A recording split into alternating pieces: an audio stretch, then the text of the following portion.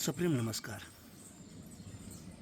ज्या विषयामध्ये हा पहिल्यांदा सापातला प्रकार पाहिला आहे, खूप लांब आहे आणि अंग चोरतो पण अंग फुगवतो पण. तर हे साप असावा की परडा असावा की दवण्यातला प्रकार असावा, आज मात्र नक्की सांगता येत नाही. पण लांबी भरपूर आहे, जीव लहान आहे. काय असेल माहीत नाही, पण सर्पमित्र किंवा सर्पाचे अभ्यासक तेव्हा तो अंग फुगवतो आहे.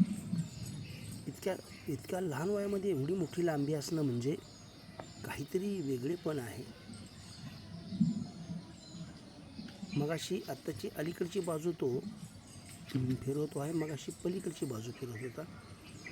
मग कदाचित मांडूळ पण असू शकते. मांडुळाचं पिल्लू ते जमिनीमध्ये राहतं, माती भुसभुस करतं आणि त्याची स्पीड खूप दमाने असते. कदाचित हे मांडुळाचाच प्रकार असावा असा एक अंदाज आहे.